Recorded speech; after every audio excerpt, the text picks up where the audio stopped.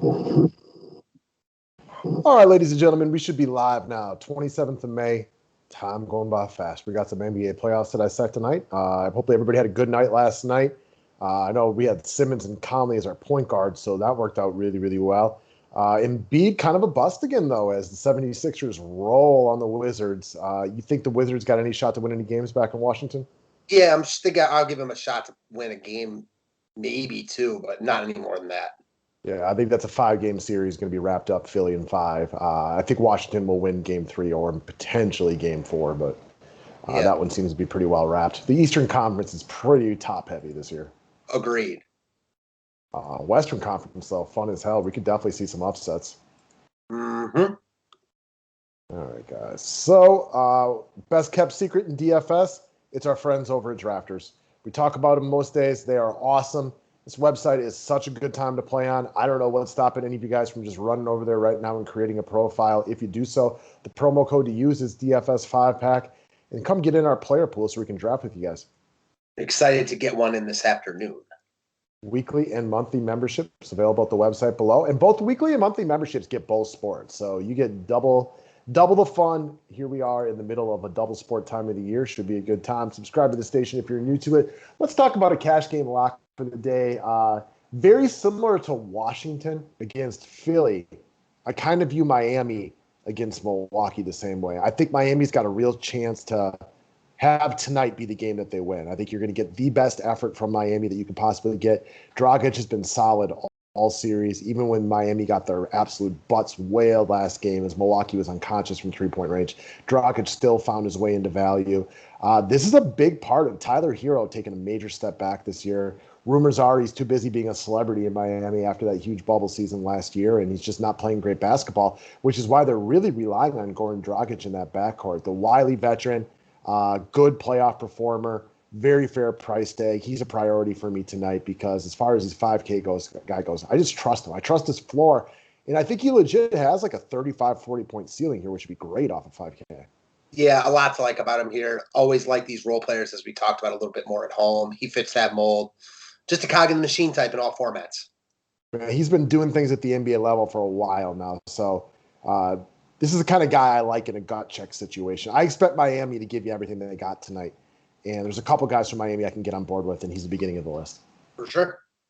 All right, next up, let's move over to Jay Crowder. So CP3 is clearly CP 3% of what he's capable of giving you with that injury he's got. I think he's going to play tonight, but he's just not even close to who he is, which means you need other guys to step up.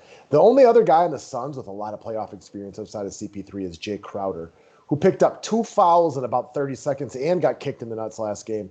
Then got his third foul about 5 minutes into the game. Still played very well in the second half. Had nice value. Played big minutes game 1. Also had some foul problems and missed all of his threes. I like him a lot again tonight. I don't trust the Suns to be overly competitive, but he is my favorite piece of Phoenix tonight. Yeah, I agree with you. I like him quite a bit here. Another cog type. He got into foul trouble last game out. 2 quick ones. But listen, they're going to need him here, especially like you said, with CP3 not being 100%. They're going to need all their other guys to step up. Crowder being one of those veteran presences that, as you mentioned, has more playoff experience than anyone on this roster but Chris Paul. So Crowder's going to play big minutes. You hope that after foul trouble last game, he makes a point to avoid that this time out. And again, even though we have a little bit of worry that the Lakers roll here, there's only 3 games on the slate, and it's not like you're spending big money on Crowder at all. I put it this way. If I'm skipping Crowder in my lineups, it's because I'm fading that game and I'm playing for a Lakers blowout. I agree with you. He is going to do whatever he can to avoid 2 things tonight, and that is getting into quick foul trouble and having Anthony Davis kick him right in the groin because that looked a little bit painful, as every guy out there probably understands all too well. Amen. All right, next up, it's Dame time, baby. For me, he's just the best play on the slate for guys that are at least of decent money. This game, the last game, is the most appealing game from the perspective that, 1, I think it's the most evenly matched. I don't even know who the better team is out of these 2 teams, so that should tell you something right there. 2, the best 4 defensive teams on the slate are the 4 teams that play early. So this back game here, worst defenses that there is out there. Dame has been phenomenal. Even in a loss the other night, he was money. back at home tonight, see his game log. For me, this is where I start my lineups today. Yeah, agreed. I mean, we talked about guys stepping up in the playoffs. Dame has obviously shouldered a monster load, and he's going to continue to do that. He's now less expensive than he was last time out on a slate where we don't like a lot of the other spots. The two other games aren't really that appealing from a DFS perspective. As the best player, in the best game of the night, probably the best player in the game, him and Jokic. He's $1,000 less than Jokic at a better position. He makes a lot of sense at the top stud on the slate, like him a lot in all formats. I mean, he's just balling right now. And when he's playing like this, you just play him. Yeah, this is, for like in the other, so the first two games, I like Milwaukee, Miami to be close, but I also think you are going to see like top tier defense. There'll be guys that get there, but top end defense in that game. Game two, I'm really worried that, the Suns missing, their best or second best player, depending on how you view him and Booker. Like, this is a bad spot for them. We could definitely see the Lakers rolling in that game. And in this one right here, though, not great defenses, evenly matched teams. The best player on the Blazers, I mean, I don't know. He's probably my favorite play on the entire slate. The guy I trust the most for floor and ceiling. Agreed. All right, next up, let's talk about long shots. So yesterday's long shots, Bogey started hot, finished okay.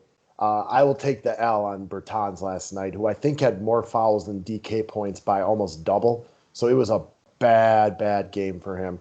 My long shot of the day today is going to be Dante DiVincenzo, who I trust a lot more than Bertans because he's a mainstay in the Milwaukee Bucks lineup who have gone very heavy on their first unit.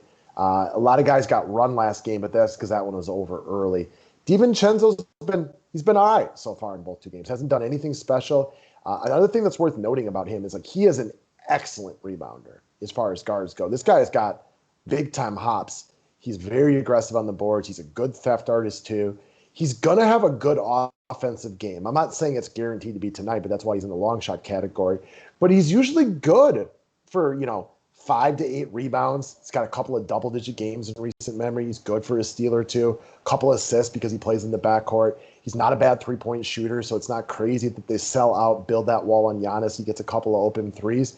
I trust his floor, but I expect one good ceiling game out of him in this series, and why not tonight? I agree with you. I think that he's in a good spot. You mentioned it. He's not going to get much love at all. He's a long shot for a reason, so it's not like he's popping in projections, but he's very affordable.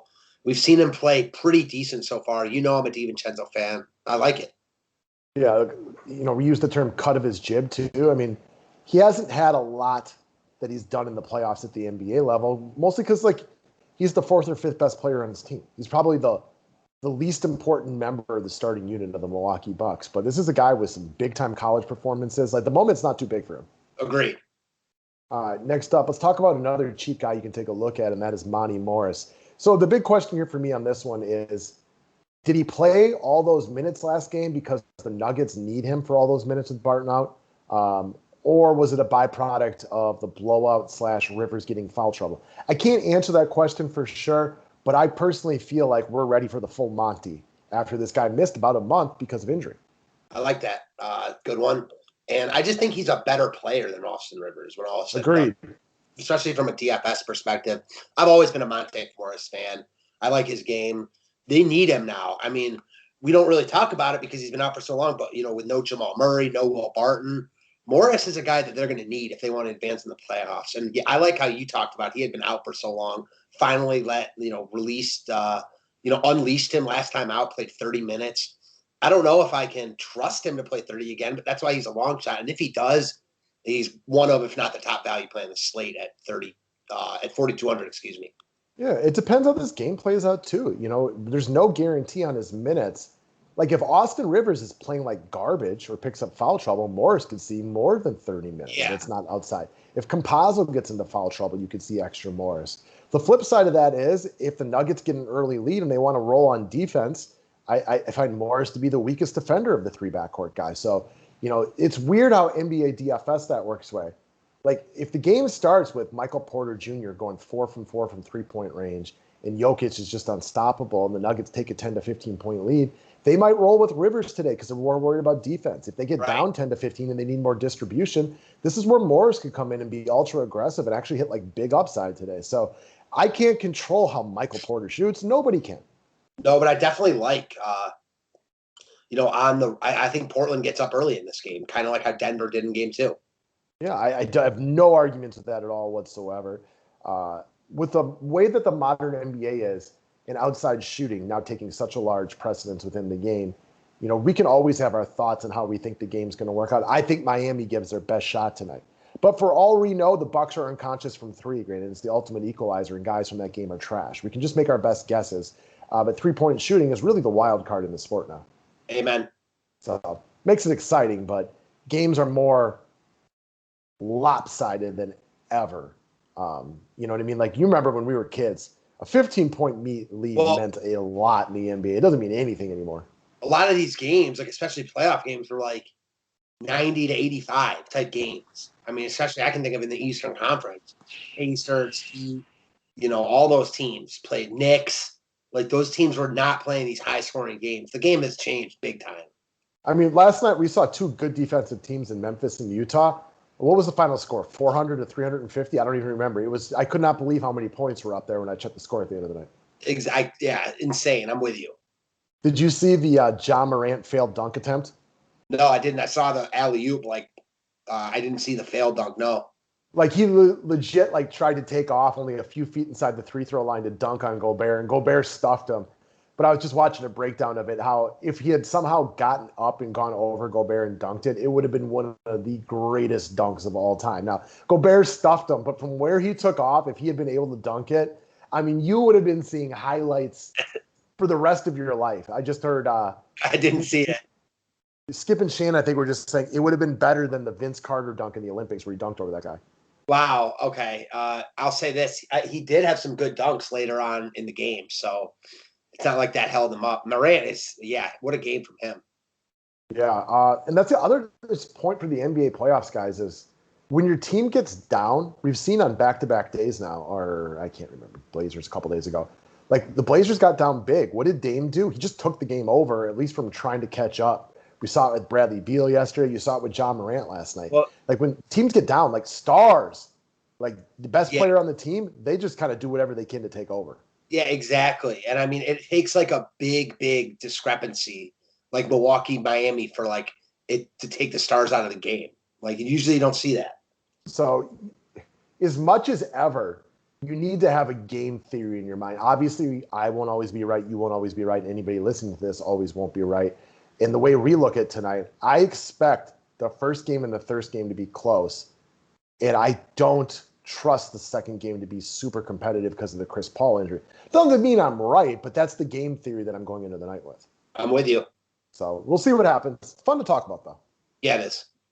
All right, guys. Good luck tonight. We'll see you for some night baseball in a little bit. Thank you.